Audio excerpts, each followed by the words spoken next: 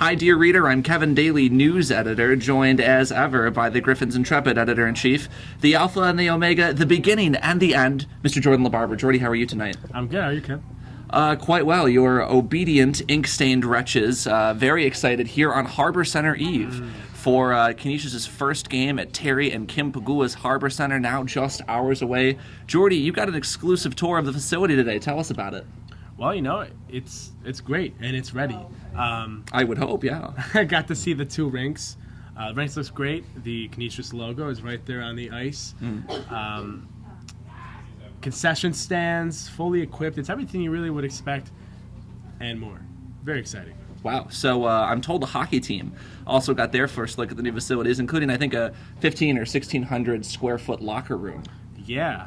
And, you know, it's funny. The locker room is like a professional locker room. It's more than what I expected, and it's more than what they expected, too. And a lot of the guys told me that. Their pictures are plastered all over the walls. But not only that, they have a lounge area. They have video games. It's like a Major League Baseball, NHL locker room. And no kidding. Fully equipped. The Sabres really went all out. Yeah, you know, it's clear that the college and the Sabres organization, the Paguas, seem very dedicated to the hockey program here at Canisius, certainly elevating it to, I think, one of the foremost in the nation, perhaps just in terms of facilities, if not in skill. But certainly I think the success of the hockey program sort of meant to lure a new caliber of student. There was a wonderful piece in last year's New York Times about the University of Louisville and how it's relied so heavily on its sports programs and athletic programs to build its academic caliber as well. And I think that's the idea here.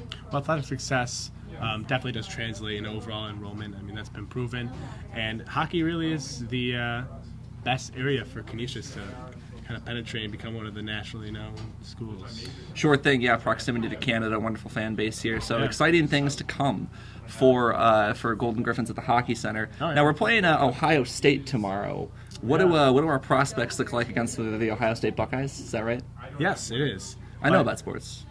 But I don't, because I haven't been covering sports a lot this year, so I'm afraid I can't really help you there. I wish we had our assistant sports editor, CJ Gates. He would be able to... Oh, wow. Cheese and crackers. That's CJ Gates. CJ Gates, as I live and breathe. Wow. In the flesh. CJ, welcome to your first Editors Roundtable. How are you today? I'm well. It's good to be here. Thank you for having me. So you've got the look ahead for the game tomorrow. I can't think of the preview. Probably a better word. I'm good at diction. Look ahead, that works. Yeah, look ahead in it. Well, you know, what's in store for our Golden Griffins Gladiators on ice tomorrow? It's interesting because you have the Harborcenter. That's a big storyline. You have an early season matchup with a good team. That's an interesting storyline. But it's also Dave Smith's alma mater. So, there's a lot of interesting storylines going into the game. Now tell our dear readers who Dave Smith is. Dave Smith's the head hockey coach. The head coach here at Canisius, He's been here for about 10 years now. So he's an Ohio State guy? He's an Ohio State guy, yeah. No kidding. He calls himself a Griff because he's been here longer. That's what he told me today. Okay. He's a Griff at heart. So is there any, feelings, facing... Little animosity there, facing alma mater? High stakes game. He said he's for gotten a Dave few Smith. text messages from his Ohio State friends who've kind of, joked with him a little bit, but he said he's a Griff, and once the game starts, it's Canisius versus just another team. So how are the guys feeling about the game tomorrow? Certainly Ohio State, big name in college sports. Are they fired up, and do they have a realistic shot at getting a W tomorrow? Yeah, it's interesting. They're very excited, not only because it's Harborcenter, but Ohio State is a good team. They've played two ranked top 10 opponents in college hockey, and it'll be interesting to see how they come out. They've got 2 wins over AIC this past weekend, so it'll be interesting. Hopefully they come out with a couple of wins. I think they have a good shot of at least getting 1 win this weekend. Hopefully it'll be Friday's game. I've heard that head coach Dave Smith was considering relying on a red shirt to the program. One Griffin sports editor John Langley heard to cry from the depths of the Harborcenter, "Put me in, coach. I'll put the team on my back." A little known fact: Langley claims to lead the Canisius Intramural Football League in touchdowns.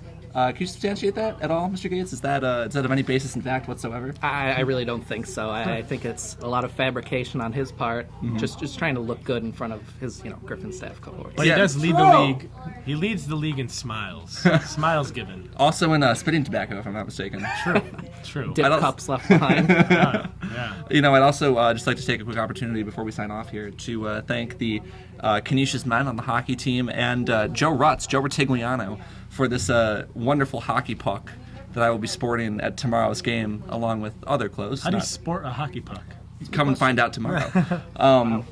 Yeah, I'm not quite sure what I'm supposed to do with this. It was hurled at me as I left the men's room, quite defenseless. But thank you, Joe, and a reminder to all of our dear readers to use the official Harborcenter hashtag tomorrow, hashtag #RutsLikesButts. That's hashtag #RutsLikesButts.